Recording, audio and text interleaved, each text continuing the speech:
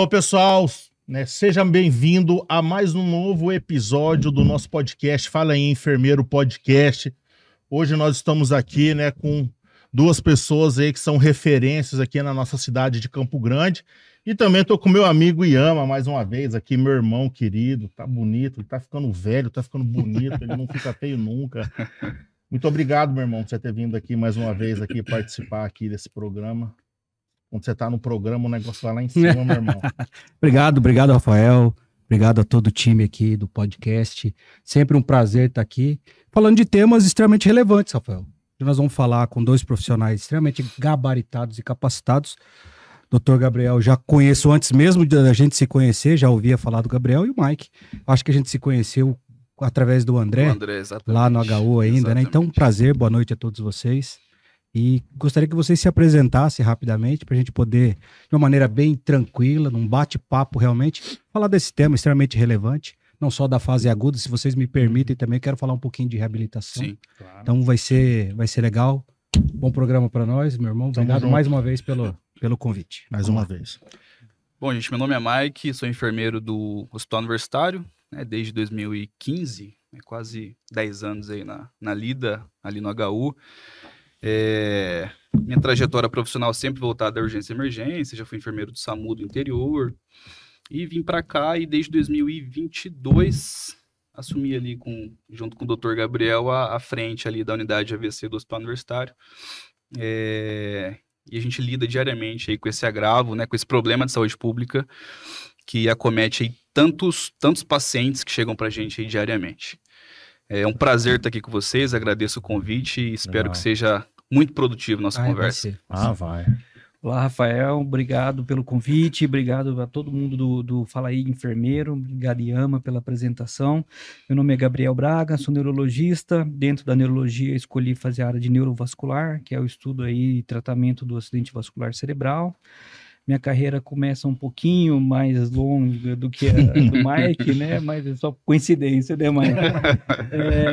Mas assim, eu já estou nessa estrada do AVC há 14 anos, mais ou menos, antes lá no interior de São Paulo, lá em Botucatu, na Unesp.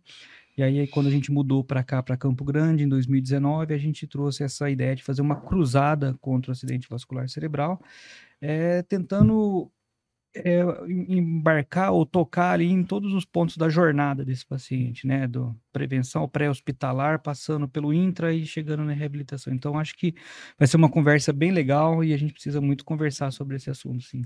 Legal, Iama. Hoje aqui, antes de tudo começar o programa, né, nós estávamos aqui fazendo bate-papo e o Dr. Gabriel ele já deixou uma deixa aí, né, que novas portas, né, novas referências vão se abrir aqui em Campo Grande. Isso daí vai ajudar muito a população, né, irmão? Você também ali que está diante ali da CESAL e ver ali qual que é a maior dificuldade que nós temos aí. Então eu creio que hoje nós vamos poder sugar esses dois. Vamos, aí com ao certeza. máximo. Vai ser muito interessante. Rafael, eu acho que o importante é a gente ver muito, né, o controle externo principalmente, fazendo vários agravos e apontando trauma daqui, trauma dali, o câncer como uma doença que também tem se falado muito, e pouco se fala das doenças crônicas, em especial as doenças vasculares do sistema nervoso central, que além de causar na fase aguda, né, um sofrimento agudo, como o próprio nome diz, também podem deixar sequelas e impedir o indivíduo de voltar à sociedade, né? Então acho que vai ser extremamente relevante. E eu gostaria de começar, até por conta disso, Rafael, a gente fala muito em trauma, seus alunos devem estar aí na live também, todo mundo fala muito de trauma, de urgência e emergência, principalmente essa gurizada mais nova, que gosta, né, do negócio pegando, e a gente pouco fala das doenças clínicas, das doenças crônico-degenerativas, das doenças que são muitas vezes evitáveis. Como que é essa experiência, doutor Gabriel, desde lá da onde você iniciou sua trajetória aí na neuroclínica, até estabelecer um serviço de doença vascular aqui na capital do Mato Grosso do Sul? Boa pergunta, Iama. Bom, primeiro falando da importância epidemiológica do problema, a gente tem que lembrar que o acidente vascular cerebral está ali disputando com o infarto agudo do miocárdio as principais causas de morte aqui no Brasil, né? Não só no Brasil, mas como no mundo também, né? Estima-se que para um acidente vascular hemorrágico, por exemplo, 20% dos seus pacientes vão morrer, enquanto que no AVC isquêmico 10%. Embora isso já seja o suficiente para colocar ali entre a primeira e a segunda causa de mortalidade, dependendo da estatística que você olha, nós temos que entender também que grande parte das pessoas vão sobreviver e vão sobreviver com uma qualidade de vida muito ruim. Às vezes, né, Mike, até numa situação pior do que a própria morte, né? Eu falo isso para os alunos da medicina também.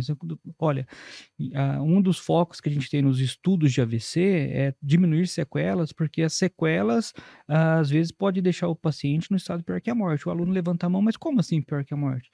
Alguns pacientes ficam em estado vegetativo, outros pacientes num negócio chamado síndrome do cativeiro, em que só mexe os olhos, né? Dependendo de sondas, né, para se alimentar, urinar, dependendo de um aparelho para respiração.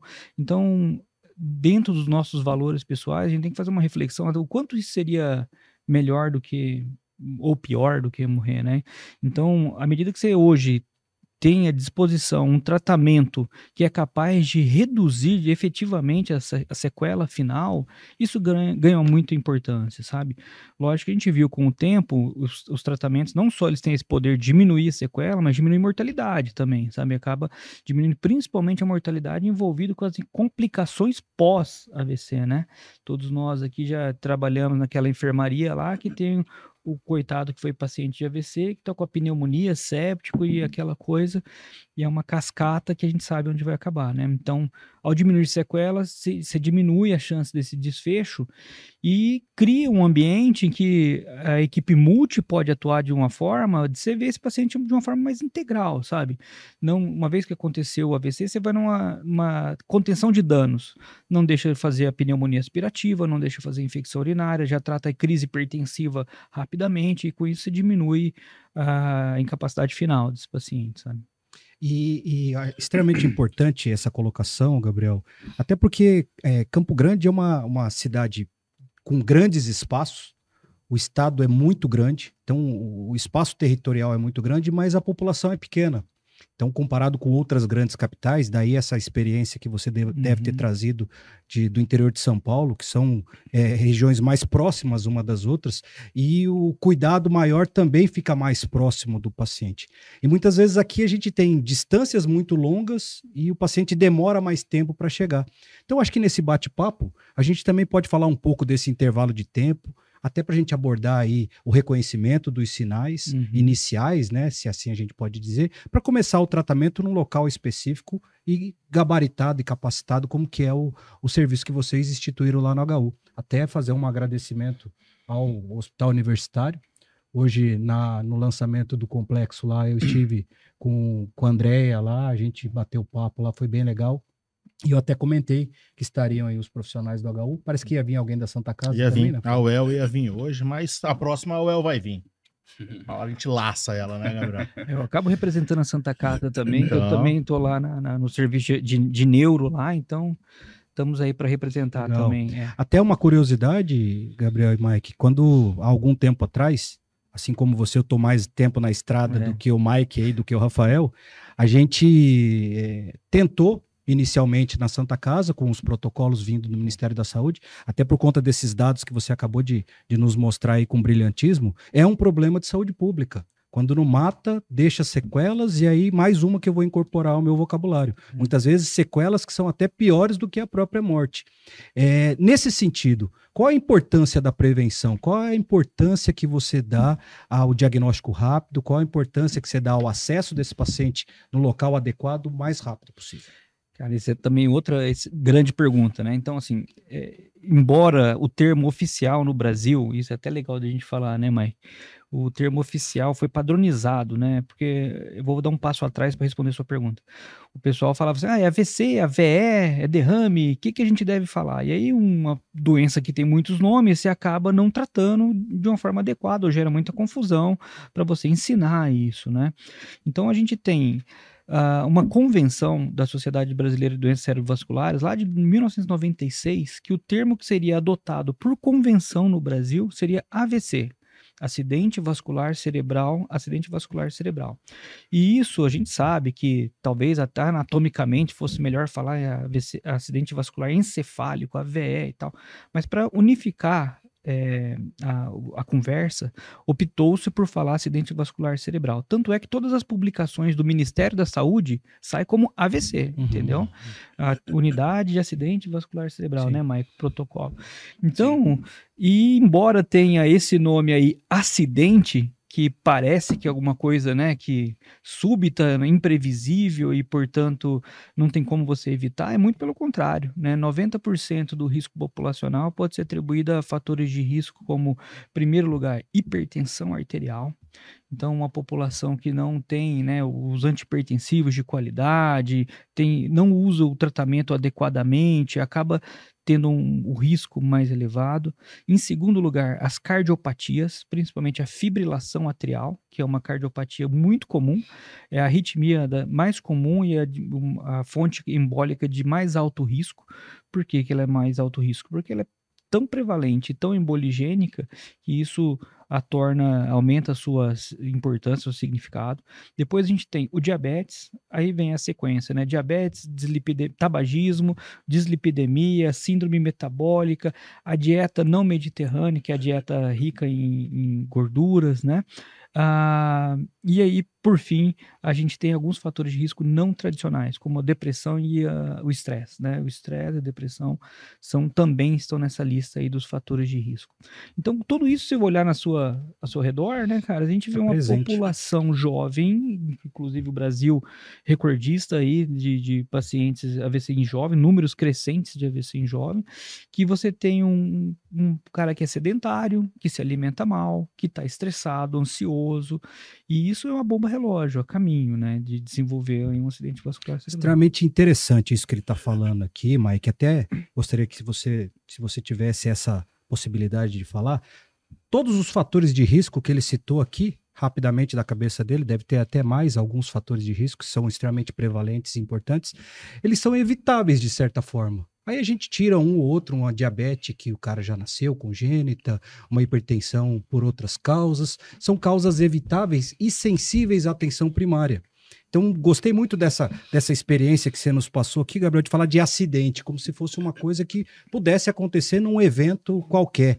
Mas a gente, pensando aqui de uma maneira um pouco mais acadêmica, são causas perfeitamente evitáveis na população, principalmente se você tem uma atenção primária um pouco mais ágil, um pouco mais resolutiva. O que você pode dizer a respeito disso aí na sua experiência? Exatamente isso que você falou, Yama. Quando a gente pega os prontuários dos pacientes ali que chegam para a gente no HU, a gente faz uma análise em relação aos indicadores que são obrigatórios pela portaria.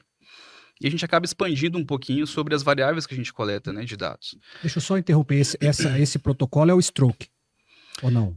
A gente tem uma portaria que foi publicada em 2012, que trata da habilitação dos centros de AVC no Brasil, no âmbito do SUS, e nela contém alguns indicadores que são obrigatórios em relação à coleta de dados para mensurar a qualidade assistencial dos processos de trabalho.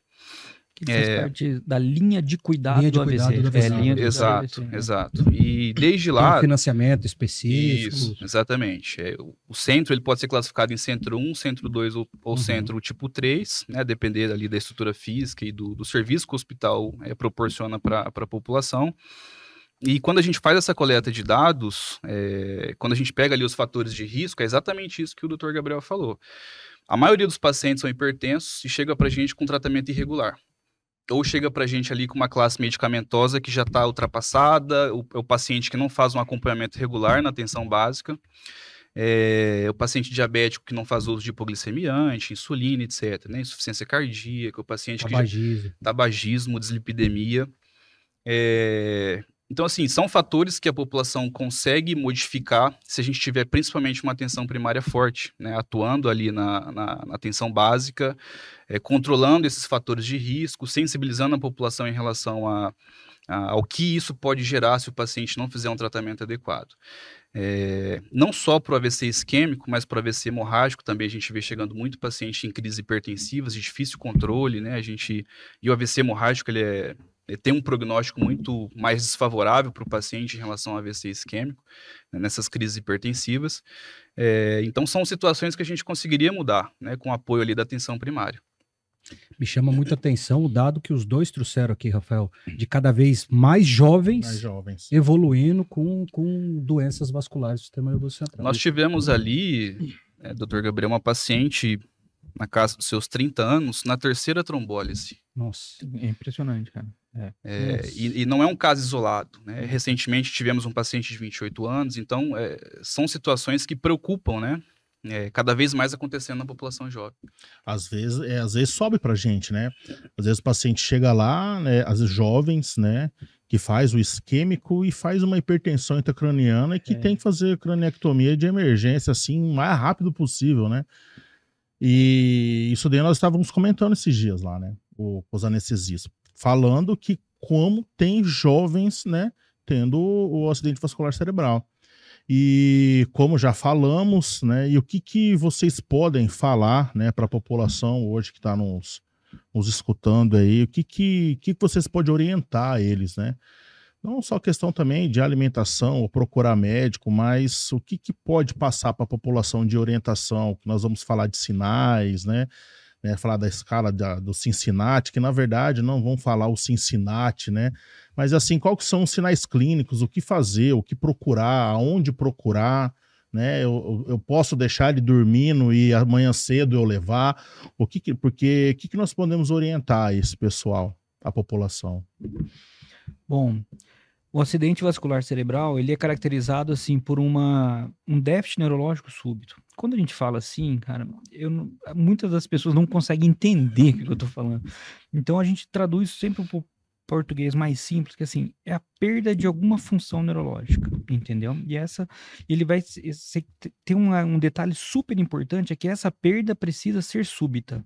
Então é uma doença, Rafael, que vai ter uma data e hora marcada para começar, entendeu? É a data, você consegue definir na precisão de minutos que horas que a sua boca ficou torta, que horas que você perdeu a visão, que horas que você perdeu a força, que horas perdeu a sensibilidade. Então é sempre essa combinação de perda, que esse é o significado de déficit, né? Perda da função com data e hora marcada. Muitas vezes, essa é uma situação clínica muito comum, internam pacientes para a gente lá, é um AVC, mas você vai conversar com o paciente, foi uma história que começou há 3 dias atrás, que ele primeiro ficou com inapetência, perdeu o apetite, depois ele ficou mais sonolento, aí depois é o dia que ele realmente não acorda, vamos levar que agora é um AVC.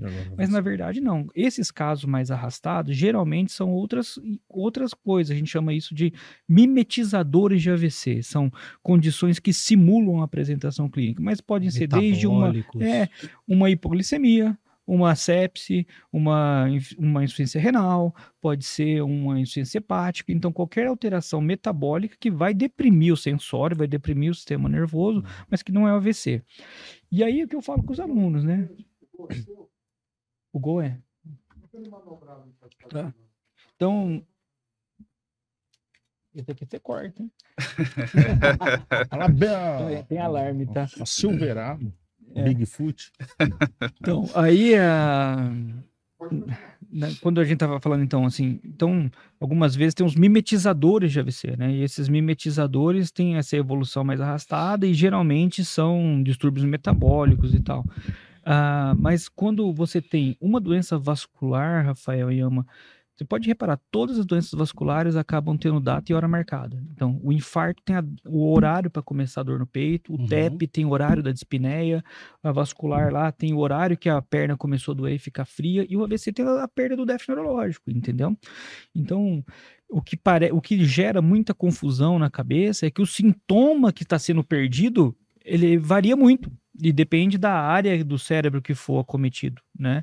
Mas, de maneira geral, toda vez que você tiver essa perda, você está frente a um AVC, até a prova contrária. Deve ser desencadeado as medidas, né, Mike? Sim. Que aí a gente tem uns determinados tempos específicos. Então, e aí, quando ele fala em tempo, Rafael, é extremamente importante você, na condição de professor e formador de opinião, todos nós aqui que já também tivemos essa possibilidade de sermos professores em algum momento e formadores de opinião, de falar que esse diagnóstico ele é extremamente importante nesse intervalo de tempo para que o tratamento específico possa ser instituído. Muitas vezes o cara fica ali enrolando, fritando o paciente com coisas que vão além E aí a experiência é extremamente importante. Ele está ao lado de alguém ou tirar a dúvida com alguém na hora de fazer essa avaliação do paciente, para que o paciente seja rapidamente encaminhado e instituído o tratamento específico. Então a gente tem bastante acadêmico aí no assistindo. Então é extremamente importante que a gente também aborde esse lado da educação, do aparecimento dos sintomas, e esse tem uma hora marcada para iniciar, assim como o infarto agudo do miocárdio, como o tromboembolismo pulmonar, também deve ser aplicado às doenças vasculares do sistema nervoso central. Uma coisa que mandaram perguntar para vocês é o seguinte, que todo AVC, né, que todo paciente que é acometido do AVC, se ele entra no tempo de janela certo, ele vai ficar com sequela? Pessoal, cara, um tanto de gente mandou perguntar isso para vocês. Fez tudo no tempo certo, ele vai ter sequela? Todo AVC que não é tratável, né, no tempo certo, não vai ter sequela? É evitável a sequela ou não? Essa é uma dúvida que muitas pessoas que não trabalham no centro, né, de AVC, na unidade do AVC, que tem, porque eles falam assim, pô, a gente fala tanto do tempo, eu queria que vocês falassem do tempo, né, do tempo da janela estendida, né, qual que são as pessoas que podem ainda fazer, né, o protocolo na janela estendida, e que se todos eles são, as sequelas, elas são, né, evitáveis, né, se eu entro no tempo certo. Rafa, eu vou te começar respondendo ao contrário. Quem não chega no tempo certo, com certeza vai ficar com sequelas, né? E isso te respondi o contrário primeiro para te devolver um depende agora, né? Porque depende do quê? Depende, primeiro, da composição do que está fechando aquele vaso. Se é um trombo feito de fibrina, que vai ser mais difícil abrir com alteplase, ou se ele é um emaranhado lá é um coágulo vermelho que saiu do coração, ele é extremamente friável, porque ele é muito cheio de fibrina e hemácias, né? Então ele é tratado pelo fibrinolítico, e isso a gente vai ver as melhoras dramáticas. Depende também do padrão de circulação colateral que você tem. Se você tem uma circulação cerebral que é pobre em circulação colateral, você pode ter chegado em meia hora que infelizmente não tem mais nada que salvar. Mas se por outro lado, se geneticamente você tem uma circulação colateral abundante, você pode ser tratado até com 8 horas, 24 horas, no caso da trombectomia em janela bem estendida. Então, hoje em dia, a gente sabe que o prognóstico, ele é uma relação matemática, diretamente proporcional à qualidade da sua penumbra, que é aquele tecido cerebral em risco, e inversamente proporcional ao tempo. Ou seja, quanto mais o tempo passa, pior vai ser o prognóstico. E quanto melhor a sua qualidade de penumbra, que é um fator dependente de circulação colateral, melhor vai ser seu prognóstico, maior vai ser sua chance de tratamento. Então, como a gente traduz isso, então, de base científica para aplicar para a população? Foram feitos os estudos populacionais, a gente chama isso de estudo cego randomizado, em que inicialmente metade dos pacientes que chegavam com AVC num pronto-socorro recebiam soro fisiológico. E a outra metade desses pacientes recebiam a medicação na veia, chamada alteplase. O período inicial era só de 3 horas, quando tudo começou, né? E aí, nesse tratamento inicial, mostrou-se uma redução de pelo menos 30% nas sequelas finais do grupo intervenção ao longo de 90 dias, tá? Isso daí parece pouco, mas para aquele paciente individual, quando você transforma isso numa estatística para ele entender, a gente sempre usa um negócio chamado NNT, número necessário para tratamento. Tá? Esse número, a grosso modo, o que ele representa? Ele representa quantas pessoas precisariam ser tratadas para que uma pudesse se beneficiar muito desse procedimento, chegar no desfecho daquele estudo, né? Então, eu vou dar esse número só para você comparar em algumas situações. Antibiótico para sepse, né? Todo mundo sabe que se der antibiótico para sepse, a chance de redução da mortalidade, principalmente na primeira hora, é fundamental. O NNT disso é 4, ou seja, para cada 4 pacientes com sepse que você dispensa antibióticos, um vai ser salvo, né? Infarto agudo do miocárdio, você levar ele para hemodinâmica e fazer a angioplastia é bom? Todo mundo sabe isso e todo mundo corre para fazer isso. NNT de 1 para 28. A cada 28 que você leva lá para hemodinâmica, você consegue evitar uma morte. Qual seria o NNT, então, da trombólise do AVC?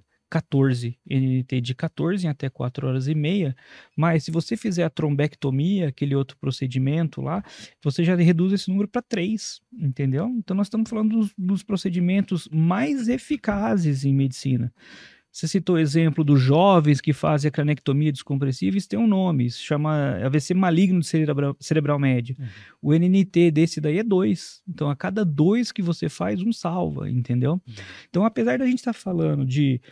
E outra coisa, só para a gente não perder o fio da meada, que esse é brutal, o AS, né? Todo mundo sabe que tem que dar um AS pro AVC, mas ninguém, às vezes as pessoas não lembram que tem que trombolizar. Eles associam geralmente ao IAM. Já deu AS, né? Já deu AS aqui. Então, o que eles fazem? O AS tem que dar 200 AS para prevenir uma recorrência de AVC, um NNT de 1 para 200, entendeu? Então, a gente está falando de situações em que tem evidência científica bem comprovada, já há quase 30 anos de evolução aí do tratamento trombolítico. O tratamento trombolítico para AVC foi publicado em 95, cara, em dezembro de 95, né? Então, nesse tempo, tudo foi ganhando muita experiência. Não só as drogas melhoraram, as residências de neurologia tiveram que mudar o foco do neurologista, cara. O neurologista antigamente era o cara do consultório. Hoje o neurologista ele está com o pé dentro do hospital e precisa ter o pé dentro do hospital. Então até os sistemas de saúde se modificaram, né, Yama? O SAMU teve que, os serviços pré-hospitalares tiveram que fazer uma inversão das prioridades ali. O AVC era uma das últimas prioridades, porque até então não tinha tratamento, era uma coisa, era uma abordagem assim, né? Vamos fazer o que dá para esse AVC na janela. Tem uma janela super curta, uma urgência máxima, um nível 3 que o motorista tem que ser encaminhado para o hospital, com ambulância, sirene e tudo, entendeu? Então, assim, resumindo essa conversa, assim, quanto antes você chegar, maiores são suas chances de ter um bom prognóstico. Então, tempo é cérebro e quanto antes, melhor. Esse que é o jargão. Passou da hora, Gabriel, do controle externo e a população organizada de maneira geral... Deixar de pensar, se beber, não dirija, também é importante, com certeza. Se sentiu dor no peito, leve para o posto de saúde, mas também entender que qualquer déficit neurológico, que seja um esquecimento, que seja uma língua que ficou dormente, que seja um braço que ficou dormente, ele também deve ser encaminhado o quanto antes para uma unidade de saúde e esse paciente ser encaminhado eventualmente para uma unidade com a que vocês coordenam lá no hospital universitário o mais breve possível para evitar essa evolução tão drástica aí de até uma sequela que seja pior do que a própria morte. E a gente vê também, né, Gabriel, a falta de educação em saúde, né? Os próprios familiares às vezes não entendem que o paciente foi dormir com a dor de cabeça, não estava muito bem, começou a falar enrolado, espera para ver como que ele vai acordar. Isso aí é uma bomba, né? Perdeu tempo. Muito. E a gente vê com recorrência esse paciente que chega com o stroke, o wake-up stroke, né? O paciente que acorda já com os sinais de AVC e foi dormir, né, bem ali para as 22, 23 horas, acordou ali às 6, 7 horas da manhã, mas já acordou com déficit, né? Esse é um paciente que até o Gabriel depois pode falar melhor sobre as terapias de revascularização nesses casos, mas para alguns centros que disponibilizam somente a alteplase, é um paciente que perdeu a janela, né, daquelas 4 horas e meia ou até mesmo uma janela um pouco mais estendida.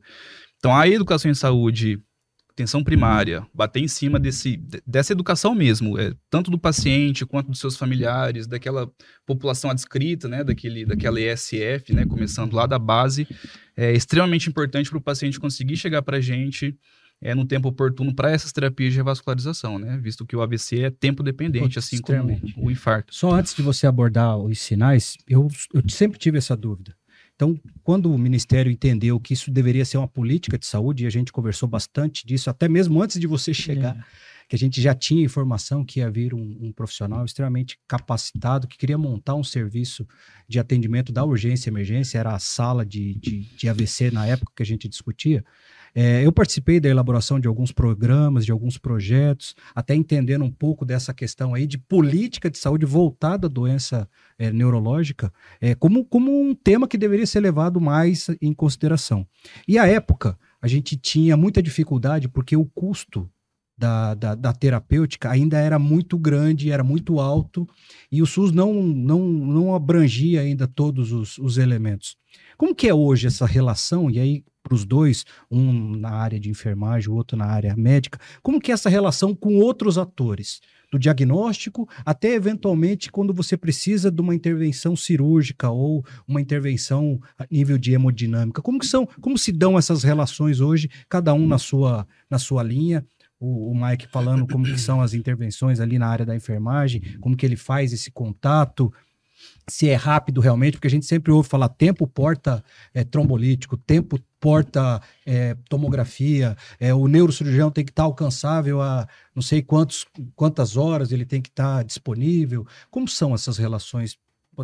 Acho que o melhor exemplo é a unidade de AVC lá do HU, né? Que você poderia citar assim, como seria a jornada do paciente. Sim, né? Esse paciente que chega pra gente, e Rafa, a equipe multiprofissional ela já se prepara antes do paciente chegar. Né? Então ali a gente tem um núcleo interno de regulação que recebe a demanda do CORE, regulação SAMU, e a gente tem uma luz, né, o código AVC, que fica dentro da sala vermelha, dentro da sala de prescrição médica e dentro da sala da neurologia. Isso lá no pronto-socorro ainda? No pronto-socorro. Não é a sala lá onde vocês atuam? Não, hoje a nossa unidade de AVC ela fica alocada dentro da unidade de urgência e emergência, né? A gente não tem um espaço físico exclusivo para a unidade de AVC. A gente quantos leitos? Hoje nós somos unidade de AVC agudo com 5 leitos. Um leito fica dentro da sala vermelha para trombólise, e os outros 4 leitos ficam para retaguarda. Estava lembrando que quando a gente fez o contrato, eram 4 leitos, mas aí tem um dentro da sala vermelha. Isso. Então, quando esse paciente chega, a equipe multiprofissional, a equipe de enfermagem, está a postos ali para receber esse paciente. A gente tem uma bandeja já toda adesivada com o que a gente precisa para fazer esse primeiro atendimento, né? Glicosímetro, tubete de sangue, abocate para funcionar esse paciente, né? Coleta de exames de sangue, que é extremamente importante a gente fazer essa coleta no momento da admissão. Esse paciente, ao mesmo tempo, é atendido pela equipe de neurologia, com aplicação de escalas de NIH, né, que é um dos requisitos para verificar se esse paciente tem critérios de trombólise ou não. Isso falando do paciente que chega para a gente em janela de terapia de revascularização, né, que ali a gente usa a alteplase. Nós encaminhamos esse paciente para tomografia, já com a stroke bag, né, que é uma maleta do AVC, que ali a gente tem alteplase, a gente tem nitroprussiato de sódio. Fez a tomografia, descartou AVC hemorrágico, não tem critérios de exclusão para alteplase, idealmente esse paciente tem que ser trombolizado na mesa da tomografia. Posso te interromper, Mike? Só dúvida mesmo. O enfermeiro acompanha? Sim. O médico emergencista ou já tem a presença do neurologista? Nós temos o médico emergencista que faz o primeiro atendimento e nós temos o neurologista que também acompanha este paciente no momento da realização do exame. E se for viável, a gente já faz a trombólise ali na mesa da tomografia. Então, quando esse paciente chega para a gente na sala vermelha, eu preciso de 2 acessos calibrou. Por que 2 acessos? Um para fazer a alteplase e se esse paciente evoluir com uma crise hipertensiva, a gente utiliza outro acesso para o nitroprussiato de sódio. Visto que a gente tem ali algumas metas, né, pressóricas para esse paciente ter condições de receber essa trombólise ou não. Fiz a trombólise na tomografia. Esse paciente retorna para a sala vermelha. A gente instala uma bomba de infusão para correr o restante da dose prescrita para esse paciente em 60 minutos. E após esse tempo dito, né, ali, visto uma estabilidade clínica hemodinâmica, esse paciente vai para a unidade de AVC, que funciona como uma unidade semi-intensiva. Então, são leitos todos monitorizados. É uma monitorização não invasiva, né? A gente tem aparelho de pressão, saturação, temperatura, oxímetro. Esse paciente fica o tempo todo monitorizado e ali ele aguarda os exames de investigação etiológica, né, estabilidade clínica, neurológica, para profilaxias de prevenção secundária, para ter critérios de alta ou não. semi-intensiva, então, de repente, se precisar entubar, ali você tem algum suporte ventilatório para esse paciente. Isso, até pela portaria a gente deve ter um carrinho de emergência todo preparado para atender esses quadros mais complexos, né? Então a gente tem um monitor, tem um carrinho de emergência, na emergência a gente consegue prestar um primeiro atendimento para esse paciente ali e depois, idealmente, ele deve ir para uma terapia intensiva. Então, assim, a enfermagem ela atua em todo esse processo. E até mesmo na alta, né? A gente tem algumas parcerias que a gente conseguiu aqui dentro da CESAL, no Serapai. Infelizmente, essa retaguarda ainda não consegue suprir toda a demanda de pacientes que a gente manda para reabilitação, né? Essa do Serapai é ali perto do Forte, ali da Coronel Antonino? Não, é aqui perto da Costa Silva, aqui das concessionárias ali. Ah, tá. É um centro de reabilitação SER. Tinha um outro ali SER também. 2, ali. se não me engano. É bem não, é muito bacana. Eu fui visitar lá pessoalmente. Só que não consegue toda a demanda, né? Não consegue, né? Essas retaguardas de reabilitação são insuficientes, né? Para a população que sofre um AVC. Então, assim, a gente está inserido em todo o processo. Desde a chegada do paciente até a alta. Só uma coisa antes, eu estou tentando imaginar a cena. Ele passa numa triagem prévia lá, talvez classificação de risco, ou ele é avisado via central de regulação que está chegando um paciente em janela? É isso que eu queria ressaltar, sabe, Mike? Porque, assim, é super importante que o processo seja desenhado para que haja diminuição dos tempos de atendimento e que haja uma qualificação do paciente que está sendo encaminhado para você. Se começa a vir pacientes que não vão se beneficiar do tratamento, você está sobrecarregando aquela porta de entrada, seja ela onde for, e você não está sendo apto a dar o melhor tratamento. Então, a qualificação desse paciente é o ponto inicial. Isso passa, obviamente, pelo reconhecimento dos sinais e sintomas. Reconhecimento do entendimento de saber que aquilo é uma doença com data e hora marcada para começar e é tempo dependente. Reconheceu isso e houve o acionamento de uma porta de entrada, seja essa uma porta fixa, que é uma UPA, ou seja essa uma porta móvel, que seria o meu caminho ouro, o meu padrão, seriam as ocorrências primárias de SAMU, e eu vou explicar por quê depois, se a gente gasta menos tempo quando você aciona um serviço pré-hospitalar móvel. Acontece o desencadeamento do próximo passo, que é super importante, chamado pré-notificação. Tá? A pré-notificação é o contato que essa porta hospitalar vai fazer com a gente que está na outra ponta. E ela vai estar dizendo quais as condições clínicas esse paciente tem, se ele tem ou não uma contraindicação à trombólise e, principalmente, em quanto tempo ele vai chegar. Às vezes, muitos dos reguladores, do SAMU, do bombeiro, converso com a doutora Isabela, do lado do SAMU, converso com o pessoal do bombeiro, mas você fica perguntando tanta coisa, você fica perguntando quando é a glicemia do paciente, você fica perguntando... Eu fico perguntando porque todo um sistema aqui vai ser desencadeado com essa informação. Quando você fala para mim que em 10 minutos a ambulância do SAMU vai estar dando a ré aqui na minha entrada, eu já parei a tomografia, os enfermeiros separaram uma maca e a maleta de trombólise está esperando o seu paciente. Então, é uma coisa que a gente leva ao pé da letra, isso é muito sério, e isso no HU conseguiu andar mais, né? Ainda na Santa Casa vamos ter um novo ciclo de capacitação para começar esse mês, mas lá no HU isso já está andando, inclusive a gente foi premiado no Angels Awards, né, que é um prêmio da Organização Mundial de AVC sobre o assunto. E essa pré-notificação, cara, ela dá a chance para você dar o start em pathways, que eles chamam, né? Em vias de tratamento já pré-estabelecidas. Então, nesse momento, o médico que recebe essa informação já avisa lá na tomografia, está chegando um AVC em tantas horas, já deixa preenchido todos os pedidos de exames de sangue e de tomografia, dá o despacho desses pedidos para os setores específicos e a gente fica esperando esse paciente chegar. E o que ele falou do código AVC, a luz, foi a forma que a gente... Na hora que ele está lá dentro. Não, antes dele chegar, quando... Eles recebem a notificação. Recebe a notificação, tem uma luz que acende simultaneamente dentro da sala vermelha, dentro da sala de prescrição da neurologia e dentro da sala de prescrição do clínico geral, do emergencista. E esse é o código que está chegando no AVC. E aí desencadeia a gente do neurologista ou do plantonista ir lá desencadear as outras etapas do processo. Você perguntou, o neurologista está presencial?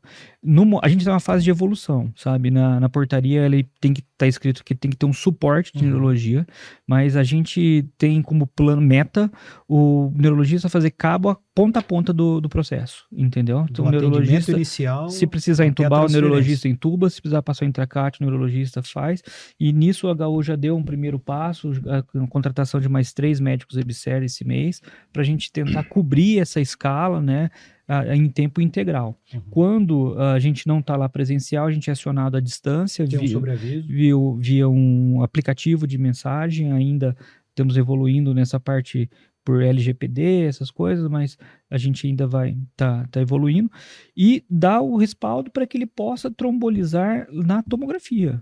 Entendeu? Mas muitas pessoas que vão trombolizar aqui, é um bolos, sabe? Você faz a diluição da medicação, 5 ml ali na veia, 20 ml, 10 ml, conforme for o peso do paciente, e ele volta para a unidade de AVC ou na sala vermelha que está dando naquele leito de trombólise, para fazer o restante da medicação em bolos, em bomba de fusão, tá? Então, esse processo, na maioria das vezes, acaba diminuindo muito o tempo porta-agulha, que é um tempo que a gente cronometra. Todos esses tempos viram indicadores assistenciais, que são de monitorização. Né? E são interessantes, que muito legal essa portaria, que ela já nasceu casada com a monitorização. Então, ela já traz 13 indicadores de coleta compulsória, sabe? E um deles é tempo porta-tomo, porta-agulha, quantos pacientes receberam profilaxia de TVP, quantos receberam profilaxia com AS, para não deixar ter outras complicações, sabe?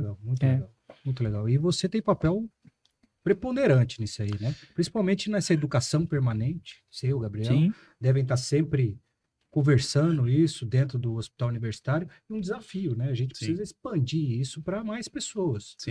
Quanto mais bem triado esse paciente chegar num tempo hábil melhor, menos sequelas, como bem disse o Gabriel aí no início. Além dessa educação em saúde, Yama, a importância do enfermeiro trabalhar ali como se fosse uma certa horizontalidade do cuidado, né, em relação a coleta de indicadores, a gente conseguir pegar esse paciente desde a porta de entrada até o momento da alta, verificar, dar uma celeridade na investigação etiológica em relação aos exames que ele tem que fazer, né, que são obrigatórios também pela portaria, para descobrir a causa desse AVC, né, um ultrassom, um ecocardiograma, a gente faz esse intercâmbio com o serviço de imagem, com a neurologia. Então, esse é um trabalho que às vezes ele existe um certo preconceito em relação aos gestores de enfermagem com esse enfermeiro horizontal, entre aspas. Isso é verdade. Mas você fala isso em dimensionamento, em Exato. Só que a gente percebeu que esse enfermeiro horizontal, ele consegue, nessa celeridade, a gente consegue diminuir o tempo de permanência do paciente intra-hospitalar, a gente consegue... Traz resposta, né, Mário? Traz resposta imediata para o paciente, principalmente para o paciente, para evitar complicações, para a gente estar cobrando a equipe de enfermagem em relação às escalas, né, de estratificação de risco, ali mesmo na porta de entrada, em relação à chance desse paciente evoluir com uma flebite, com uma lesão por pressão, a chance desse paciente evoluir com uma queda, com aquelas escalas que a gente já... que são velhas conhecidas, né? Morse, Braden, Fugulin, para dimensionar. Inclusive, comentando antes aqui com o Gabriel, o Fugulin, a gente percebe que pela portaria, o que a portaria nos traz enquanto dimensionamento? Um enfermeiro exclusivo, 24 horas por dia, e um técnico de enfermagem para cada 4 pacientes. Mas no dia a dia a gente percebe que às vezes é pouco, né? São pacientes que exigem uma complexidade de cuidado maior, e seria necessário mais profissionais de enfermagem para cuidar desse paciente. Então, assim, essa horizontalidade do cuidado é extremamente importante dentro da equipe de enfermagem, para a gente fazer articulação com a equipe médica, equipe multiprofissional, serviço de imagem, reabilitação, né, no pós-alta, para a gente conseguir otimizar a vida do paciente. Interessante isso que você fala, e não é só no pós-trombólise ou no pós-diagnóstico. Muitas vezes você tem que ficar ali fazendo reavaliações frequentes nesse paciente, alimentando toda a equipe multi ali, em especial o neuro que está acompanhando, ou o emergencista que está acompanhando, para possíveis intervenções, até intervenções mais drásticas. Né? Uma das coisas super interessantes que a gente estava comentando antes aqui de começar, o tal da multidisciplinaridade, interdisciplinaridade. E isso daqui acaba sendo uma interdisciplinaridade, sabe? Porque, tipo, ele conversa comigo das doses e complicações de alteplase da mesma forma que eu converso com ele da escala de Braden, de Fugolin, e como isso vai... A segurança do paciente, o problema de perder a sonda, entendeu? E essa visão... E não só, aqui no exemplo está o médico e o enfermeiro, mas tem também todo mundo sabendo os passos de todo mundo, com a fono, com a físio, com a menina da... Vocês passam visita juntos? Nutrição, a gente passa visita juntos e a gente precisa conhecer o cada passo. É mais ou menos como se fosse um instrumentador no centro cirúrgico, entendeu? Antes do cirurgião pedir, Ele a já menina já sabe o passo, tempo da cirurgia, já está dando, entendeu? Então, a gente se conhece e isso faz com que esse paciente, ao longo dessa jornada dele, não só melhore do AVC, mas não tenha as complicações, que é o que vai deixar ele internado lá, entendeu?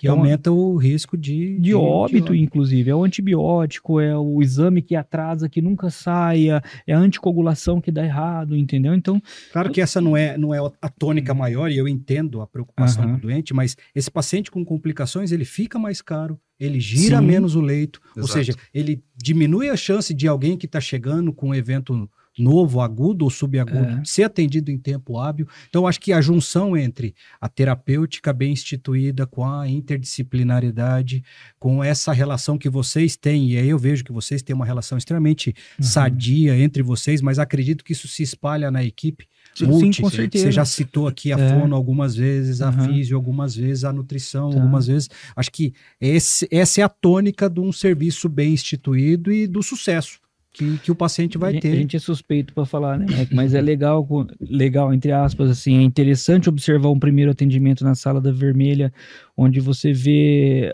que as coisas funcionam como um pit stop de Fórmula 1, sabe?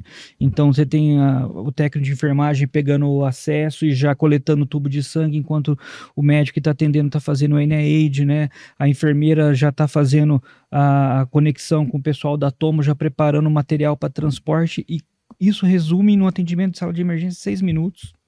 6 minutos, em 10 minutos você está com a Tomo pronta. Essa é a média? Cara, porta Tomo, 10 minutos? A nossa porta Tomo hoje está entre 14 e 16 minutos. 14 e 16 minutos, estava revisando. E o porta agulha entre 30 e 33 minutos. Caramba. Entendeu? Excepcional. É um tempo ótimo. Um tempo ótimo. Quando a gente leva esses dados para os congressos, né, a gente faz um benchmarking aí com outras unidades, eles ficam assim, bem entusiasmados, né?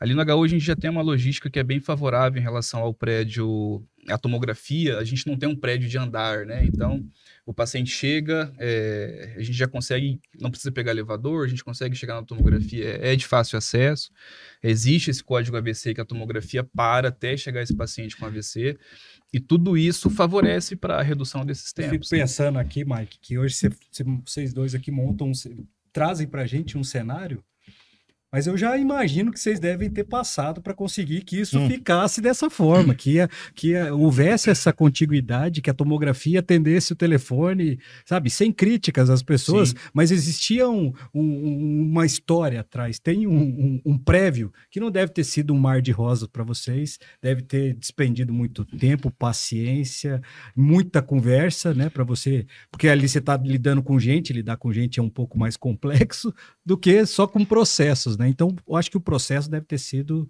Hoje tá belo, formoso, o filho tá bonito, todo mundo quer ser pai. Minha barba era preta ainda. Porque assim, a gente... Eu lembro, o Yama citou aqui no começo, né? Eu lembro que no começo eu fazia Área Vermelha na época, né? Nós tentamos, né, implantar esse serviço aí, acho que foi aqui em 2012, 12, 13, eu acho. Há algum tempo, mas... Teve um boom mais ou menos nessa época. Deu uma vez até que nós conseguimos ainda fazer assim, um bom atendimento, que era o Quadros, né, que veio com a doutora Pascale, né, que hoje ela é do paliativo, ela era residente da clínica médica, e faz muito tempo. E assim, né, aí era o enfermeiro Celso e eu ficava de técnico de enfermagem, né, eles me convidaram para ir ficar, fiquei todo feliz na época, né, porque assim, eu fiquei feliz porque eu tive que estudar isso daí, né, e era uma coisa nova. E quando nós falávamos na questão da prioridade do atendimento, cara, gerou, assim, uma briga muito grande, porque era assim, por que só eles que vão ter a prioridade? O nosso paciente, quando chega com a cabeça sangrando, também é prioridade. O paciente que chega infartado, também, paciente com trauma abdominal também. Só que assim, a gente tem uma equipe grande. né, que dá para, né, subdividir quem vai atender quem. Mas, assim, até o Ema falando, né, citando, como foi difícil para mim, que não deu um encaminhamento, né, mas hoje, né, graças a Deus, o Dr. Gabriel, né, tá lá na Santa Casa, lá, fazendo esse trabalho excelente. Hoje, quando eu subo lá no 5º andar, eu vejo lá a unidade do AVC, eu fico feliz, cara. Eu fico feliz porque eu falo assim, caramba, cara, o negócio tá evoluindo, o negócio tá dando certo. Mas que a gente tá ainda, né? Mas, cara, como só de já abrir uma ala e já abrir a mentalidade do pessoal para a questão como uma prioridade de atendimento, isso daí traz pra gente aí uma felicidade muito grande. Outra coisa, doutor, e o Mike, que eu queria perguntar para vocês é o seguinte: quando o paciente ele chega no tempo hábil, né, eu consigo fazer certinho, qual é o tempo, né, de internação máxima que esse paciente fica ali dentro do hospital para vocês? Já te respondo, mas só já pegando o gancho com a sua intervenção anterior, queria primeiro agradecer, cara, que graças a essas primeiras intervenções, cara, vocês já tomaram mais fora da porrada já, né? Então vocês amaciaram bem para mim, né? Mas isso, cara, é um processo de amadurecimento de todos, né? De sociedade, do hospital, entendeu? De entender. Não foi fácil na unidade, lá no HU também. Quando a gente chegou naquela linha amarela lá e falou assim, olha, 4 desses leitos aqui, a unidade de AVC, e o resto? E os outros pacientes? Onde é que eu vou botar? Entendeu? Então, dores de todos os cotovelos e tal, mas hoje a gente entendeu que o negócio é necessário e acho que um envolvimento de você ter uma pessoa da neurologia que abraçasse a causa é importante. Acho que esse é um catalisador, sabe? E aí, quer queira, quer não, assim, a Santa Casa sempre foi um hospital cirúrgico. Neurocirúrgico. Então era cirúrgico, você não tinha um neurologista clínico que fosse ali referência. E isso faz parte daquilo que eu te falei, né? Do amadurecimento dos sistemas, tirando o neurologista do consultório e botando ele um pouco dentro do hospital, sabe? E isso você abriu oportunidade para outras doenças que eram negligenciadas ser tratadas. O AVC é uma delas, mas tá aí o estádio mal epilético também, tá aí as meningites, as encefalites, que os surtos de doenças desmelinizantes, tudo isso passaram a ser mais reconhecidos e tratados, né? Amadurecer nesse sistema até que chegar no cume, que eu vou citar agora, né, no ápice, que foi a HU agora no último trimestre do ano passado, com a tomografia trocando, quebrada, 4 meses sem tomografia, e a linha de AVC não parou. A linha de AVC continuou trombolizando, mantemos a mesma, lógico que o nosso tempo porta-tomo aumentou, foi para 1 hora e pouco, né? Mas o número total de trombólises realizados ficou na média dos outros meses. Quando eu recebi o comunicado, né, que ia ser feita essa troca da tomografia, era para 8 meses. Era para 8 meses essa suspensão, aí eu falei, meu Deus do céu. E além disso, tinha os pacientes da neuroclínica que eram encaminhados para lá. Então fizemos assim uma parceria lá com o hospital regional, às vezes com a Santa Casa, chegava a ambulância, a gente já botava na ambulância do HU, levava para fazer tomografia, o Mike com a maletinha lá, já trombolizava lá, né, Mike? Foi muito bacana, assim, a logística. Claro que bacana entre aspas, né? Não, e hoje, né? Pra caramba. Isso que eu falei, o que vocês já passaram. Hoje é bom. Hoje todo mundo quer ir pra lá, pra unidade. Hoje todo mundo quer ser do AVC. É o que o Dr. Gabriel sempre falou isso. Falei? No começo ninguém vai dar importância. Depois todo mundo vai querer fazer parte. E nessa situação da contingência da tomografia, cara, foi fantástico, assim. Esse preparo que a gente tinha dentro da sala vermelha, a gente levou para dentro da ambulância. Então, maleta de trombólise, equipava com desfibrilador para levar junto com o paciente, né? Pensando aí no pior, né? No pior das hipóteses, dos cenários. A gente chegava no hospital regional, tomografia do regional parada para receber a gente. Muito bacana isso aí também. E imediatamente passando sabe por quê? O jaleco do HU, o pessoal do esse povo do HU aí, tirando minha tomografia. Cara, criou uma relação de confiança, entendeu? Você avisa que em 10 minutos você vai estar, se em 10 minutos você vai estar. Credibilidade, né? Tanto no seu serviço ali no hospital. Credibilidade, cara. Então isso é importante. E aí a gente chega finalmente no que você perguntou, quanto tempo esses pacientes podem ficar? Eu vou te contar como era antes, né? Então assim, a gente divide esse negócio do cuidado AVC em cuidado organizado e não organizado. Ah, como assim? Antigamente eu tinha uma enfermaria de neuro, lógico. Não, quando eu falo de organizado, é com protocolos escritos, pessoas treinadas e indicadores sendo medidos. Isso é um cuidado organizado, sabe? E com isso a gente fez esse levantamento aqui, eu revisei prontuários de 2 anos, em 2016, de 2015 até 2017. Antes eu cheguei aqui, mudei para cá em 2017. Tempo médio de internação, 22 pacientes, 22 dias. 22 dias de paciente com AVC. Número total de pacientes internados na neurologia por ano, 70 e poucos, 80 e poucos. Falei, cara, um hospital universitário. Aí hoje se implementa a portaria, e na portaria ela divide o cuidado em AVC e os hospitais diferenciam em 3 níveis. O nível 1, como o Mike estava falando, que é só o hospital que faz trombólise, mas ele não tem leito dedicado, ele não tem unidade de AVC. Uhum. O nível 2, que é o que o HU é, uma unidade de AVC aguda, que tem um tempo de permanência máxima de 5 dias ali, contemplado em portaria. É financiado, você poderia ficar até 5 dias. E a unidade de AVC nível 3, que é o que tem a Santa Casa, que é uma unidade chamada integral. Ela dá o cuidado de fase aguda, mas o início de uma reabilitação. Isso portaria até 15 dias de permanência, né? Então, com isso, a gente, só de organizar esse cenário, mesmo que a portaria te dá 15 dias na Santa Casa, nós fechamos o mês de maio com 6 dias de permanência, de tempo de média de permanência. O que deu no final de ano para a Santa Casa, quase 560, quase 570 pacientes ano atendidos. E no HU, o Maek está me dando aqui agora, quanto 450, foi? mais ou menos. Então saímos de 70 para 450 pacientes ano. E com algumas variáveis aí, que dependendo da área que foi afetada, você evoluiu com pneumonia, você evoluiu com úlcera de pressão, que aumenta o tempo de permanência. Então, assim... e atrapalha o N de vocês. Lógico, assim, tudo isso, o processo ajudou, mas a diligência que o Mike faz, a integração entre as várias vertentes ali é importante também, sabe? E aí o nosso calcanhar de Aquiles acaba sendo a saída, a ponta final, né? A reabilitação desse paciente. Porque a gente geralmente usa uma escala, os fisioterapeutas vão gostar agora, essa parte. Então, a gente usa uma escala de incapacidade, né? Ela é chamada escala de ranking. Poderia ser usado o Bartel, a gente usa o ranking por ser mais fácil. Ela vai de 0 a 6. O paciente que tem 0 a 2 é o paciente com mínimas sequelas, ele consegue deambular sozinho. Esse vai ter acesso a uma reabilitação ambulatorial sem problemas, tá? O paciente 3 a 4 já é o paciente acamado. Esse já vai ter uma maior dificuldade de você até levar em consultas médicas, que dirá para segunda, quarta e sexta, botar o acamado no carro, levar. E ainda tem o nível 5, que é o paciente em estado vegetativo. Aquele paciente que não só ele é acamado, mas dependente de sondas para se alimentar. E se você deixar ele meia hora desacompanhado, sem cuidar de enfermagem contínua, e aí que quando eu uso a palavra enfermagem é o cuidador, não necessariamente o profissional, o enfermeiro, pode ser o familiar, né? Ele acaba broncoaspirando, perdendo a sonda, ele acaba caindo, né? Então, cara, eu vejo que assim, o sistema pós-alta, ele tem uma dificuldade de absorver o ranking até 2 e 3, que é aquele que deambula, mas ele não consegue absorver o 4 e 5, que é o acamado, entendeu? Despende um pouco mais até um espaço mais específico, né, profissionais. Isso. E tem uma questão social também, né? Recursos financeiros, né? A gente ali é 100% SUS, a gente vê, às vezes a gente consegue uma reabilitação para a pessoa, e ela fala, mas eu não tenho condições de levar.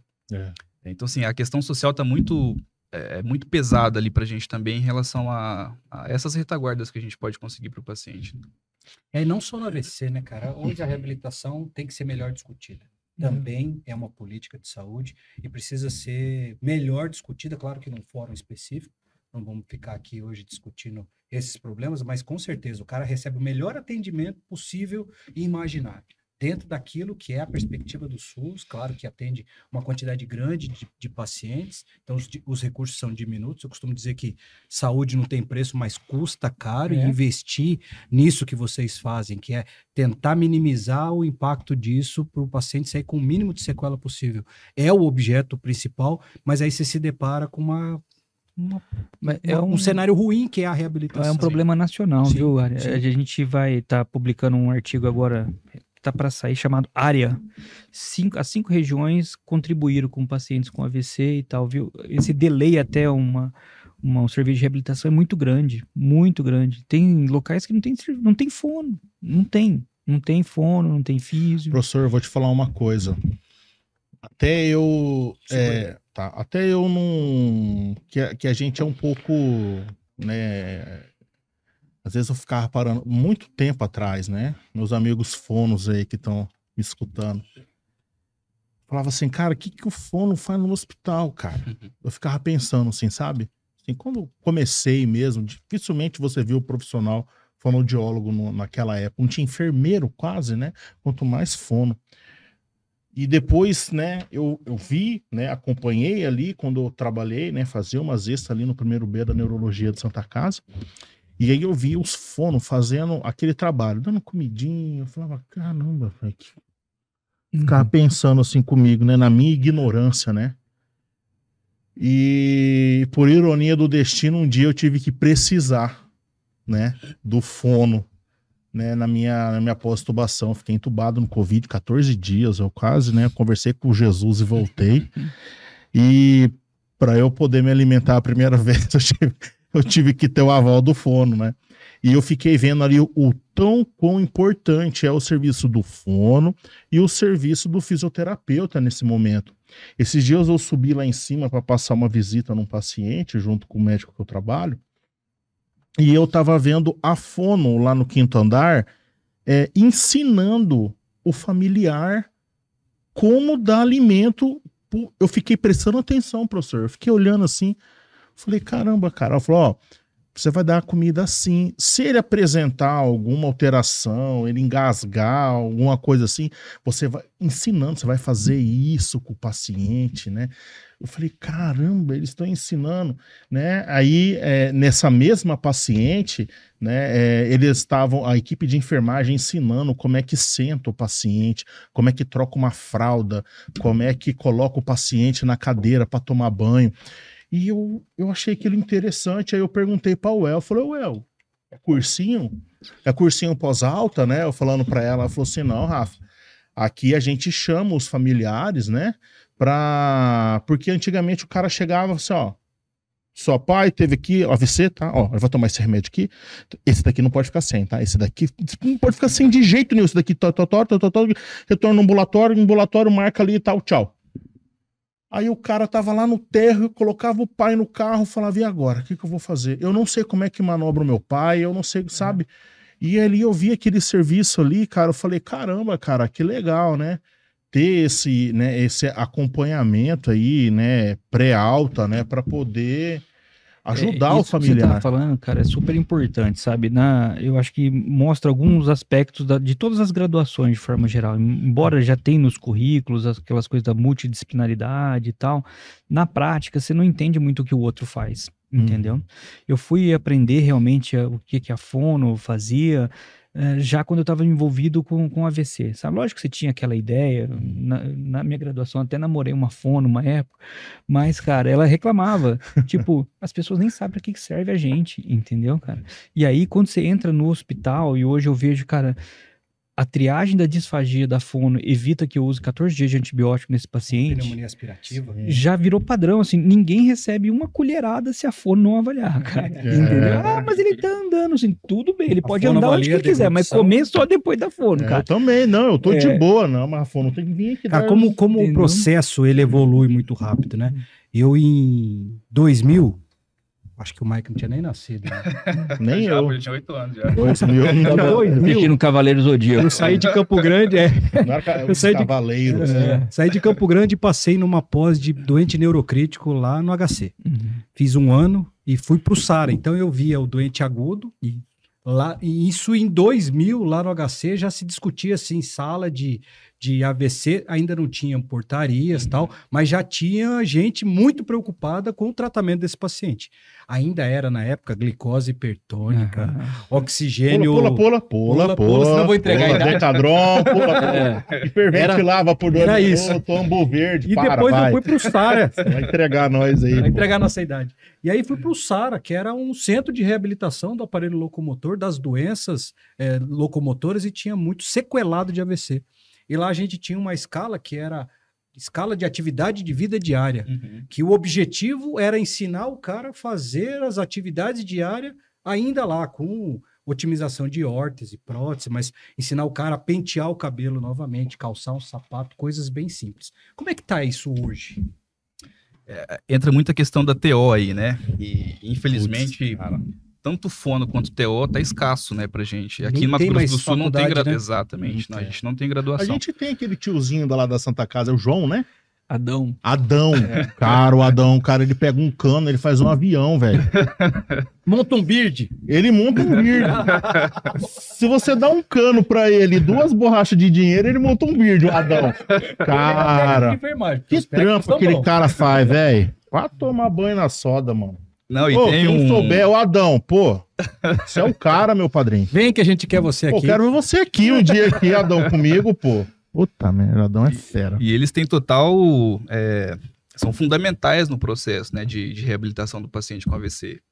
Se a gente pega... Tem alguns estudos que trazem aí, hoje, o paciente que sofre um AVC, até alguns estudos trazem que até 80% pode evoluir com disfagia. Desses 80%, 50% pode fazer uma aspiração silenciosa. Então, a gente precisa de um cuidado do fono, a gente precisa de um cuidado da enfermagem, do TO, para ensinar justamente essas questões de atividade de vida diária, para Cara, contribuir. Você tá entendendo o que ele falou, cara? 80% dos pacientes com AVC com disfagia é todo mundo. Agora, quantos plantões lá você já olhava pra cara do freguês? Ah, libera uma pastosa. Puxa vida, cara. Pra ter- Entendeu? E pegando Mas é esse isso. gancho do À Gabriel... noite, na enfermaria. À noite, Lá no leito 113. A gente começa a estudar disfagia. Eu fiz um curso recente de disfagia pela iniciativa Angels. Esses dados que eu trouxe, eles trouxeram no curso também. Dessas aspirações silenciosas, vejam só, você coloca um paciente sentado na cadeira para ofertar uma dieta, cremosa, pastosa. Idealmente, esse paciente tem que estar com oxímetro de pulso. Como que você vai identificar uma aspiração silenciosa nesse paciente, que às vezes tem uma área cerebral que compromete o estímulo de tosse? Pela queda de saturação. Você está ofertando dieta, o paciente não tosse. Se ele perde ali de 2 a 5% de saturação de oxigênio, já é um indicativo de aspiração silenciosa. Para, reavalia. Exatamente. Parou, fono reavaliou esse paciente. Tem o padrão ouro, né, que é a videofluoroscopia, que a gente, infelizmente, não tem em todos os serviços. Mas a presença desses profissionais da equipe multiprofissional é fundamental para o paciente, para evitar essas complicações do AVC. Como evoluiu, né? Eu lembro que lá no SARA, a gente treinava e capacitava o cuidador, que não necessariamente era um profissional, mas necessariamente tinha que ter alguém da família envolvido lá no SARA, era um protocolo, tinha que ter alguém da família envolvida nesse processo de cuidar.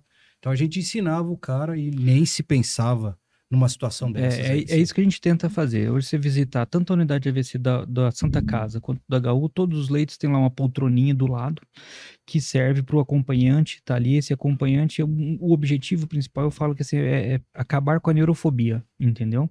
Todo mundo tem um pouco de neurofobia porque é uma situação estranha, nova. O cuidador, ele tem que sair daquela internação sabendo, eu não posso ter medo. Eu tenho que saber trocar uma fralda, eu tenho que saber virar um decúbito, eu tenho que saber dar um banho e alimentação, porque é ele que vai fazer o cuidado, entendeu? E a gente acaba fazendo com que eles percam esse medo e fiquem pensando, como é que eu vou fazer em casa? Eu não tenho um home care, eu preciso de um home care. Não, amigo. Você precisa aprender a cuidar, entendeu? Porque alguns casos, lógico, vão ser mais complicados e vão precisar de algumas outras intervenções, talvez até profissionais. Mas a grande maioria, o grosso dos pacientes ali mesmo, os cuidadores, os familiares, têm que perder o medo. Então, assim, é assim que cuida, não vai cair da cama se você rodar desse jeito, se você puxar desse jeito, não vai machucar sua coluna, ensinando técnicas. Então, você tem que... eu fico maravilhado vendo uma fisioterapeuta menor do que eu, magrinha, cara, levantando um cara do tamanho do Mike, assim, 2, 3 palitos, entendeu? Com a técnica. Com técnica. Então, esse tipo de capacitação precisa chegar até nos nossos técnicos, sabe? Nos técnicos de enfermagem, entendeu? É o que a gente fala lá com o Elda, principalmente na Santa Casa agora. Treinando os técnicos também a usar o guindaste, usar as técnicas corretas para que a gente diminua até o absenteísmo da equipe de enfermagem também. Às vezes a gente acha que mobilização precoce do paciente é uma atividade exclusiva da fisioterapia, né? Isso. E tá errado isso. A equipe de enfermagem... Você tenta para alimentar esse paciente, você vai mobilizar quando você vai... Isso, a enfermagem, ela precisa... não tem fisioterapeuta no plantão. Eu posso tirar esse paciente da cama, colocar sentado numa cadeira, levar esse paciente para fazer um banho de aspersão, fazer uma caminhada, né? A gente consegue fazer alguns testes nesse paciente em parceria com a fisiológico, mas na ausência do fisioterapeuta, a gente tem autonomia para conseguir mobilizar esse paciente. Você vai lembrar, e tem que trazer ele aqui, Dr. Pedro Silvino. Tem que trazer ele aqui. Queremos o senhor aqui, Dr. Pedro. Pedrinho, beijinho, Pedrinho. Beijinho é engraçado do Rafael, não sei se ele já fez isso com você, mas ele chega lá e aposta com a gente. Fala assim, ó, tá vendo ali, Dr. Pedro?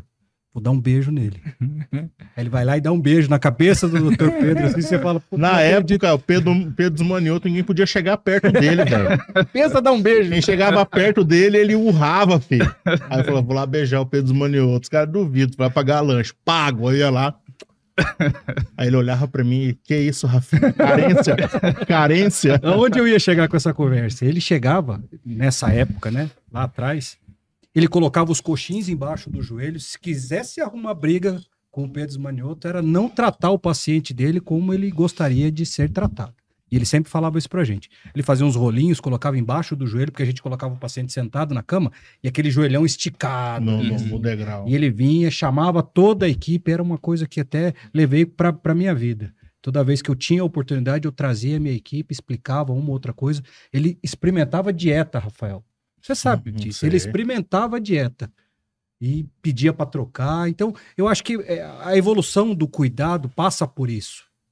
Né, de sentar, que não é só o fisioterapeuta que faz, apesar de ter segmentado muito a questão do cuidar, ele tem que ser um pouco mais integralizado, né, do começo ao fim. E aí entra essa questão aí que vocês bem abordam na equipe de vocês, que acaba todo mundo fazendo tudo, claro, dentro das suas especificidades, mas é importante essa transmissão do conhecimento e das necessidades que o paciente tem. Essa questão mesmo aí de você começar a notar as pequenas coisas e começar a aplicar isso no seu paciente, e você não ficar somente para você, mas você conseguir passar isso para sua equipe, ele é muito bom. Foi igual o Dr. Gabriel falou agora aqui, agora há pouco, ele falou assim da questão assim, igual um pit stop, né, de Fórmula 1. Porque quando você tem uma equipe muito bem treinada, cara, é o que eu sempre falo, né? Não fica aquela bateção de cabeça, eu sempre comparo, fica parecendo um terreiro de macumba, né? Fica aquela bateção de cabeça, né? Pensando que vai baixar o santo. Então, uma equipe muito bem treinada, cara, você não precisa ficar, já pegou o acesso, e o exame? Não, cara, todo mundo já sabe o que tem que fazer. Isso daí é treinamento. Treinar. Hoje, o que acontece? Quando eu já tenho o conhecimento, né, e eu faço isso, né, uma rotina diária, pô, beleza, isso ele vai ficando no automático, eu já sei o que eu tenho que fazer. Mas como, né, no HU nem tanto, mas na Santa Casa é muito rotativo, né? Ele entra hoje, você capacita o cara, ele tá bom, ele tá fera, de repente ele recebe uma oportunidade para trabalhar em outro lugar, ou então o médico puxa ele para trabalhar, né, para ser instrumentador, para trabalhar na clínica, né, para trabalhar onde for, e aí você perde aquele cara bom, aí você fica com menos um, aí vem um novo, aí até, sabe? Então assim, por isso que eu falo que a questão do treinamento, né, ele tem que ser constante. Vamos rever de novo, pessoal, né? O debriefing que a gente fala, né? Pós um atendimento, se teve alguma coisa de errado, a gente juntar e a gente fazer aquela correção, né? Educada, né? Educativa, né? Para que venha a ter o crescimento. Isso daí é um ponto positivo muito grande. Quando eu entrei no centro cirúrgico da Santa Casa, a minha primeira eu entrei numa quinta, a minha primeira intercorrência foi num sábado. E assim, a parada, a paciente teve parada e foi um grito assim, sabe? Assim, eu falei, não, cara, isso tá errado. Muita gente dentro da sala, né? Falei, não, isso tá errado. E aí foi quando eu falei, cara, eu tenho que me colocar na posição de líder, mas eu não vou ser, né, mal educado, esculachão. Falei, pessoal, é o seguinte, aqui dentro eu só quero você. O resto, por favor, fica ali fora, porque tem muita gente tá atrapalhando, ninguém tá contando o tempo certo, agora nós vamos começar a fazer o negócio certo. Se eu precisar, eu chamo vocês. Quando eu vi aquela necessidade, eu falei, a minha equipe, já que eu tô aqui, a minha equipe precisa de um treinamento. Então, assim, constantemente eu pego eles, eu falo, né, eu vejo alguma coisa que eles estão fazendo de errado. Hoje nós temos muito paciente que está aguardando vaga de CTI ali no pós-operatório. E às vezes eles estão nos cuidados, eles têm dúvidas, né? Principalmente o paciente, às vezes, que está internado ali por uma certa clínica. O paciente, ele prescreve sedação, né? E ele prescreve, né, o antihipertensivo e ele prescreve também a noradrenalina e o nitroprusiato de sódio para o mesmo paciente. Se ele tiver hipertenso, entra com nitro. Se ele tiver hipotenso, ele vai entrar com a noradrenalina. E muitas das vezes está prescrito, o pessoal não tem muita experiência, eles olham e falam, caramba, tudo isso de remédio, né? Vou perguntar. Então, quando eles chegam, a primeira coisa que eu falo para eles, na dúvida, pergunta, né? Então, essa questão do treinamento, essa questão da capacitação, né? Eu já quero puxar isso daí, né? Para os nossos patrocinadores aqui, que nós não falamos dele hoje, né, cara? Que é a Core Help, que é uma escola de educação em saúde aqui em Campo Grande, é uma das referências do Centro-Oeste. E ali nós temos os cursos ali, como é que o gaúcho fala? Chancelado, né? Que são cursos aí, né? Com certificações internacionais. Agora, no final do ano, em novembro, né, convocar aí meus amigos enfermeiros, nós vamos ter aí o ATCN, né, que o Iama pode falar um pouco do ATCN, Iama, você que é um dos diretores do curso. É um curso voltado ao trauma para enfermeiro, Rafael, é extremamente importante, não só para quem trabalha no pronto-socorro ou no SAMU, mas é um conhecimento sistematizado de uma forma de atender esse doente com menos risco de causar alguma iatrogenia, né? Como outros cursos também oferecidos pela Core Help, própria TLS, né, para o trauma para os médicos, o ACLS, que tem uma parte importante da doença vascular, sim, neurológica também. Então, outros cursos que as pessoas podem estar entrando aí no canal da Core Help e podendo se inscrever aí para melhorar a abordagem, trazendo menos risco aí para o paciente que vai se beneficiar. Legal. E já aproveitando também que você está aqui com a gente, Mike, né, nós vamos falar também um pouco aí do nosso congresso da Abramed, né, que nós conseguimos trazer, né, aqui para a nossa cidade morena aqui, né.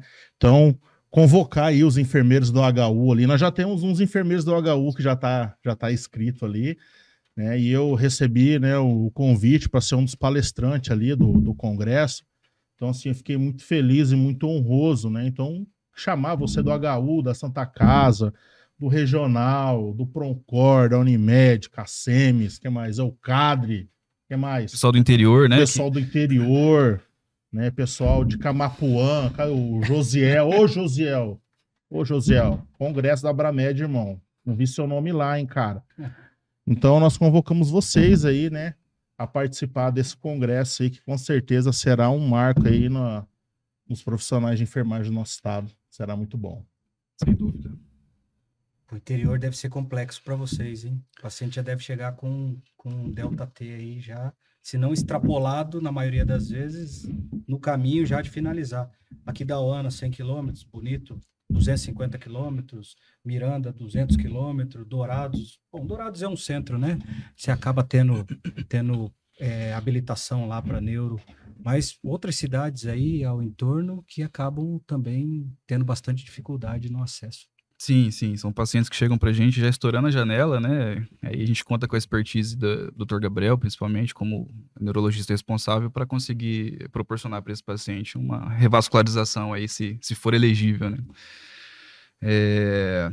Mas assim, por incrível que pareça, os tempos, Iama, são até que similares aos pacientes que chegam pra gente do pré-hospitalar fixo, das UPAs CRS, né? Até conversando com a Dani esses dias, do SAMU,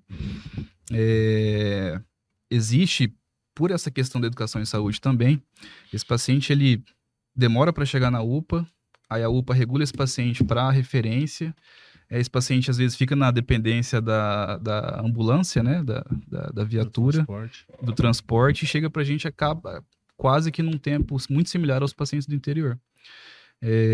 Isso a gente verifica aí ao longo dos trimestres, né? Que a gente faz os balanços trimestrais ali dos indicadores do HU.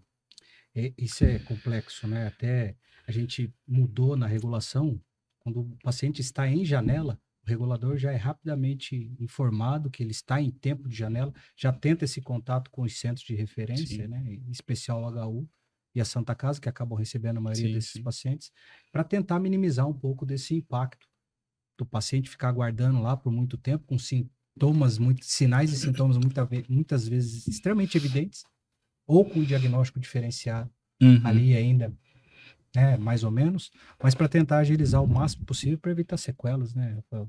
E aí, menos pacientes para reabilitação. Exato. E aí por diante. Isso daí é o que pega mesmo, cara. Na Isso daí é verdade, o que pega. a gente tem duas formas de lidar com esse problema, né? Como resgatando o que você falou no começo, né? A gente vive num estado com uma densidade populacional baixa. Uhum. E aí é interessante que ano passado eu tive a oportunidade de co-orientar a doutora Raquel, né? Ela fez uma tese de mestrado dela que ela levantou de 2015 a 2019 todas as internações por AVC no estado, aqui nos 3 hospitais de referência da região. Foram quase 1.250 pacientes por ano nesse trabalho, sabe?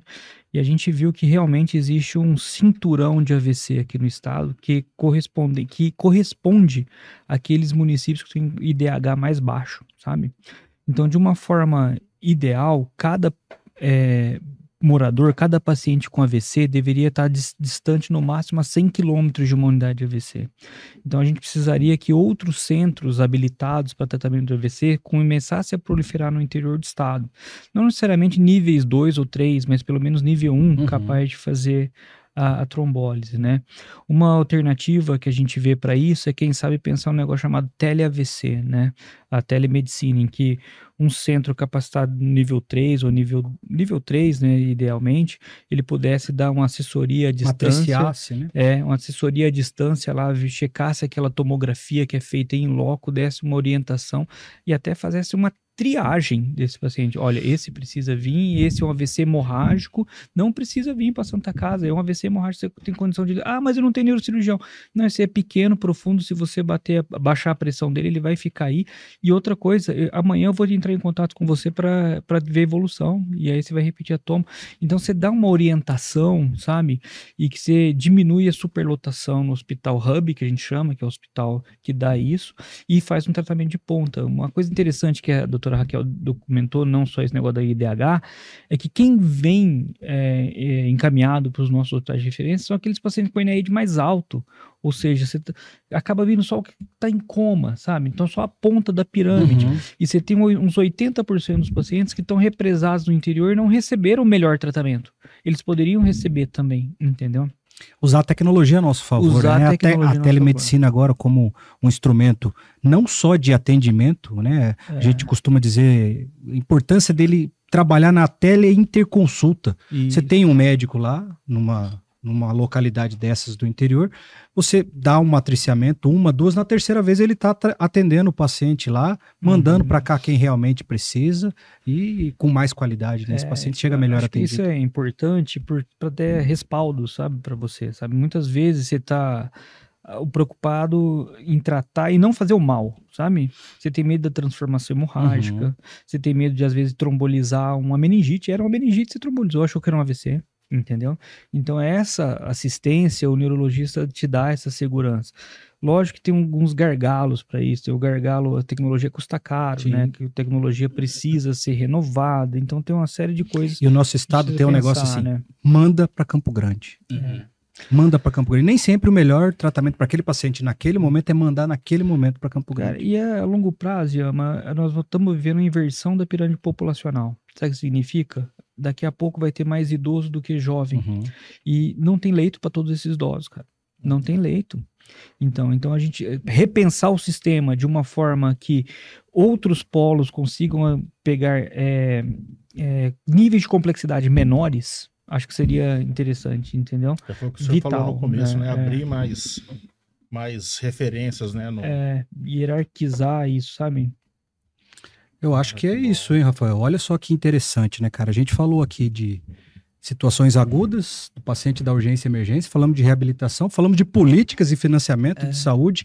Eu acho que foi o que a gente imaginava quando você me convidou. Eu achei que ia ser um pão com ovo, mas veio um queijo, no meio? maionese, cebola cortada.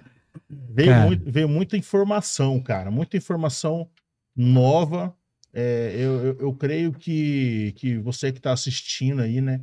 Eu creio que abriu um pouco a mente da população. E a gente precisa mesmo, doutor Gabriel e Mike, a gente precisa divulgar mais esse serviço, cara. E a gente aqui do podcast, cara, pô, a gente tá de portas abertas para isso daí, cara. A gente tá aqui, a gente quer ser um canal, né, de divulgar esse serviço, assim como todas as outras doenças crônicas, mas assim, a questão que tá pegando, né, junto com o infarto, o AVC, para a população entender verdadeiramente o que é. Tem gente ainda que confunde o AVC com infarto, né? A gente vê muito isso daí, né? Então, eu acho que falta mesmo, doutor, falta, né, o Mike, orientar a população mesmo, e o podcast, ele tá aqui para vocês, cara. De que vocês tiveram uma outra ideia, falar, Rafão, é o seguinte, cara, brilhou uma lâmpada na minha cabeça aqui, velho, eu quero falar pra galera. Pô, e vocês vão ser muito bem-vindos mesmo. Eu estou muito satisfeito, cara. Muito satisfeito, foi de uma maneira clara, foi fácil de entender. A gente tem de acadêmicos aqui, a população, então acho que foi fácil de entender, foi descontraído ao mesmo tempo. Já poder rever o Mike aí, que a gente já não se fala há algum tempo. Prazer, Mike. Saber que você tá num nível desse aí de equipe. O Mike, ele tava arrumando os dentes. Verdade, cara. Verdade. O doutor Gabriel, que eu conheci mesmo antes de conhecê-lo, as pessoas já falavam desse profissional que viria, estava vindo para Campo Grande, que quando chegou foi nos apresentar a importância da gente encarar isso como um problema de saúde pública, não que isso não era encarado até então, mas ele veio trazer isso de uma maneira extremamente acadêmica e resolutiva, como ele e o Mike colocaram aqui pra gente. Acho que para mim foi um prazer, Rafael. Mais uma vez, obrigado. O doutor Gabriel, eu escutava falar muito dele no centro cirúrgico, né, dos neurocirurgião, né, você falando muito bem, né, não falando mal, mas um exclusivo, que era o Nilton. Né? O Nilton é seu pupilo. O Nilton foi meu aluno lá em Botucatu, você acredita? Ele foi meu aluno lá em Botucatu e a gente não combinou de vir para cá, mas foi uma coincidência que a gente veio e hoje acaba a gente trabalhando no mesmo consultório lá também. Ele falou, ele é um admirador de senhor de carteirinha. Então, assim, ele um dia ele tava lendo um negócio ali, ele me mostrou, aí falou assim, dá uma olhada nesse negócio aqui, tá? Falou assim, pô, legal, Gabriel que me mandou. Eu falei, Gabriel, quem que é Gabriel, cara? Gabriel Braga. Eu falei, cara, não conheço. Neuroclínica. Aí ele começou a falar do senhor. Aí foi quando eu conheci, né? Eu conheci o senhor. Aí depois o Rodrigo começou a falar do serviço, né? O Mike, eu já conhecia ele, né? Eu já tinha ouvido falar do Mike também, porque eu converso bastante com a Raquel também, e já falava do serviço, e falando assim, cara, pessoalmente eu não conheço o Mike, assim, mas via por foto que o pessoal mostrava.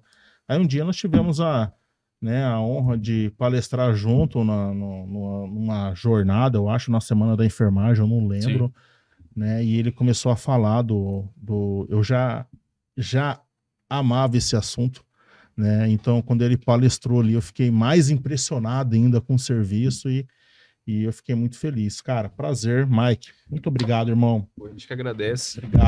Obrigado, Rafa e Yama. O prazer é meu. Fazia tempo mesmo que a gente não se encontrava de novo, né?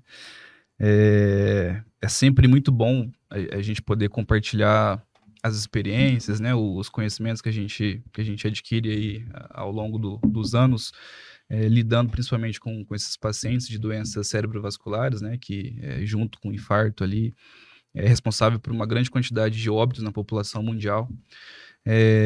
Agradecer ao doutor Gabriel também, que me deu essa oportunidade de trabalhar com ele, né? Me dá aí várias oportunidades no dia a dia, me mandou para Botucatu, fui lá conhecer a unidade de AVC, que é referência nacional.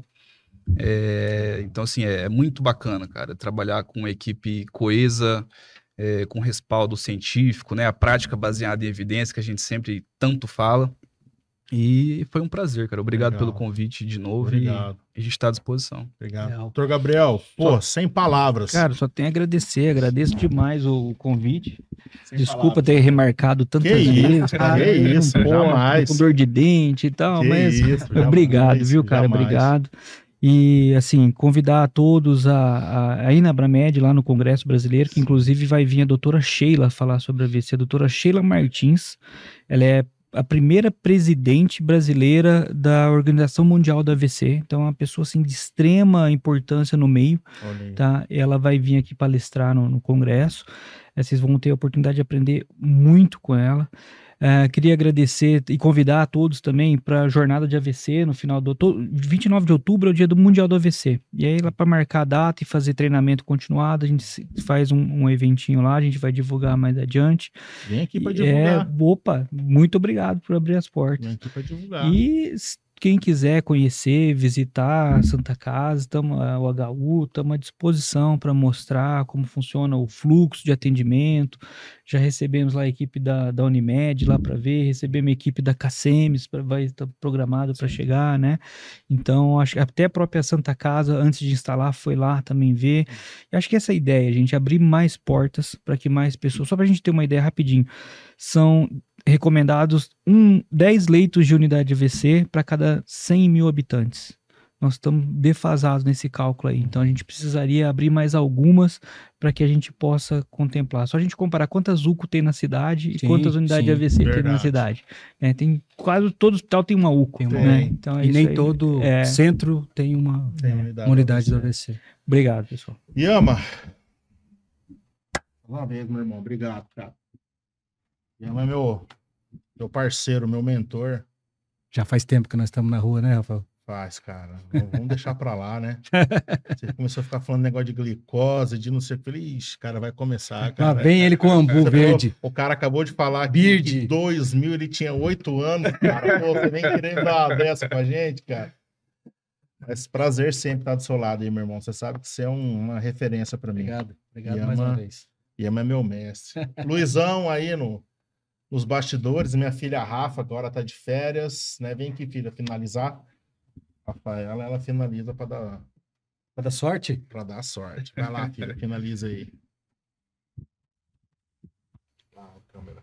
Então, gente, já se inscreve no canal Fala aí Enfermeiro, clica no sininho de todas as notificações, que a gente vai estar postando vídeo toda terça-feira. E já deixe seu like, que o Fala aí Enfermeiro vai estar agradecendo muito. Isso aí, pessoal. Obrigado. Até o próximo episódio. Que Deus abençoe a todos vocês. Até a próxima.